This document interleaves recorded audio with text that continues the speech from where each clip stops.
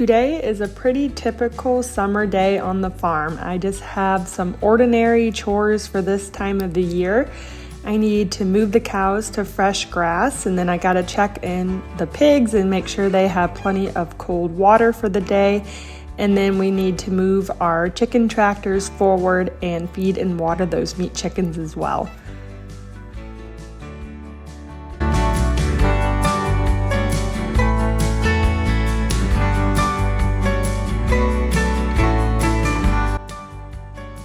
Before I go and take care of the main herd of cattle, I've got a couple little things I need to do. So this calf in the background here, he is actually a yearling that was weaned last spring, and then we put him back out with the herd like we always do. And I just noticed he wasn't feeling well one day, so we had to catch him, and the vet came out and we gave him some antibiotics.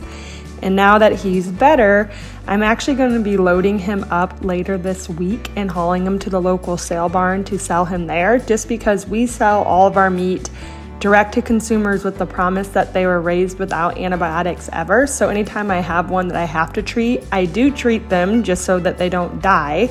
But then I don't sell them in our meat program. I just sell them at the local sale barn instead.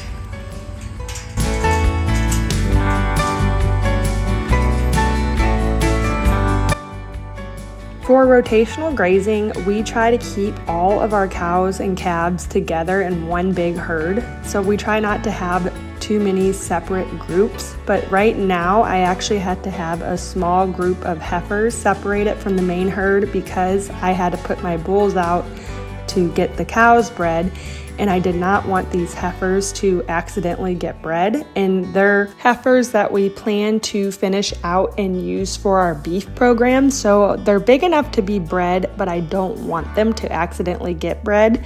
So I'm just going to go ahead and keep rotating them, but I'm keeping them a few pins ahead of the main herd. That way the bulls don't accidentally get in the same pen as them.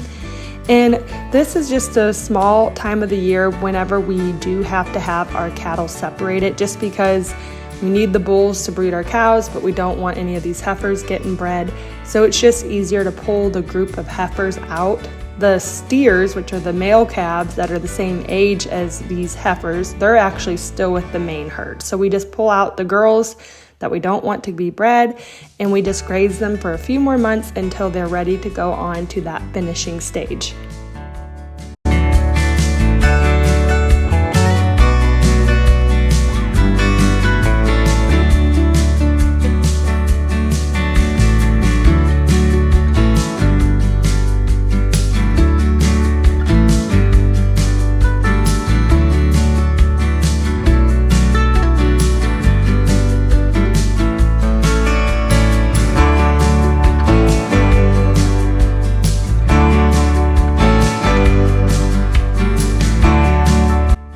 Summertime on the farm used to be one of my least favorite seasons, and that was because the cattle always just looked so miserable. They'd be laying in the mud and trying to stay cool. Flies would be all over them, and we constantly fought pink eye every summer. We'd see so many cases of it, and our cattle just truly did not look very well.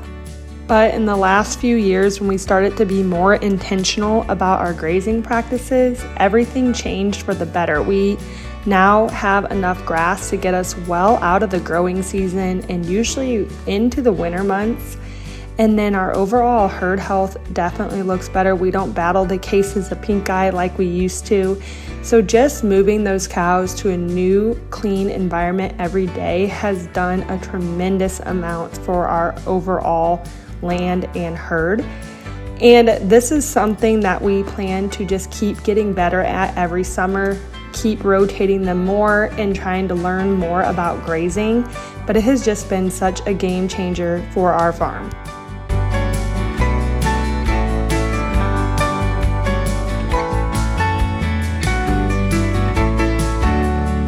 With farming, you are always trying to learn new things and learn ways to better take care of your animals.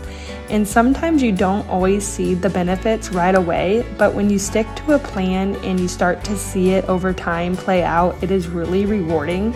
And that's just how we kind of approach things on our farm, to just do the research, listen to other farmers and what they've had success in, and ultimately just try to do the things that we know is best for our land base and best for our cattle, and we just have to be patient to see the fruits of it play out.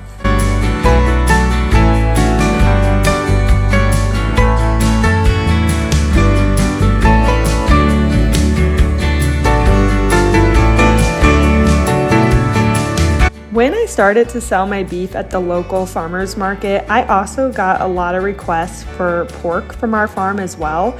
So I decided to get some pigs one summer and to see how they did in raising them outside, and they actually did a really good job. The pigs thrive in wooded areas, and this particular pen was needing to be cleared so that we could sow something out here like rye or wheat this fall, something that the cattle could enjoy. And as you can tell, the pigs went to town on this pen and they're already ready to move on to their next pen. They did their job and they've been enjoying life out here. And they're also going to provide our customers with some healthy pork this fall. So I'm happy to be able to have pigs on our farm as well.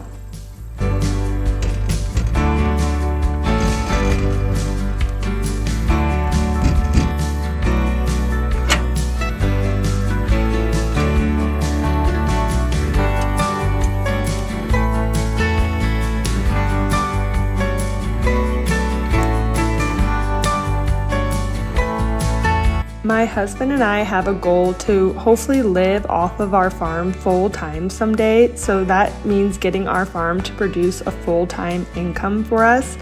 Right now, I am the only one that works full-time on the farm. I do all the day-to-day chores and the marketing of all of our animals. And as we have grown our farm, we decided to incorporate meat chickens. And they have been a really good addition for us. Not only do they produce a really high quality meat for our customers, but we've also noticed a tremendous benefit to our land and soil. Anywhere these chicken tractors have been, if you go back to that area just a couple weeks later, you will notice that the grass is way thicker and has a much darker green color because of all the natural fertilizer that the chickens lay down.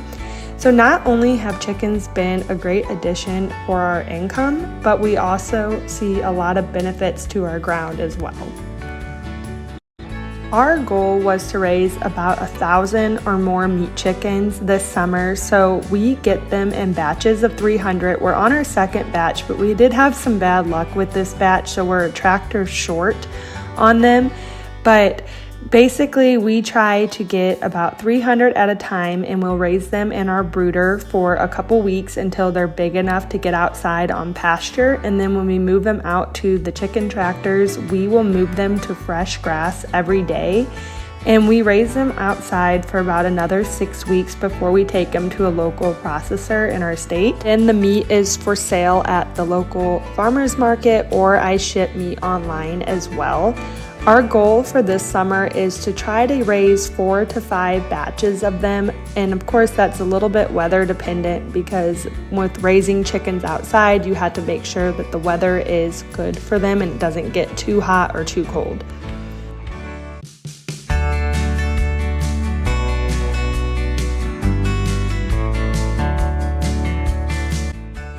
I have been enjoying creating this content to share my farm story on here with you guys, so thank you so much for watching another video.